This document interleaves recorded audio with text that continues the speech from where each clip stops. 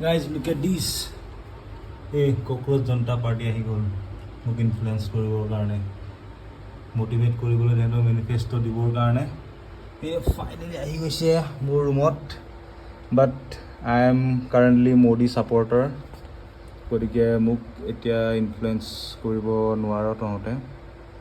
So better try for someone else.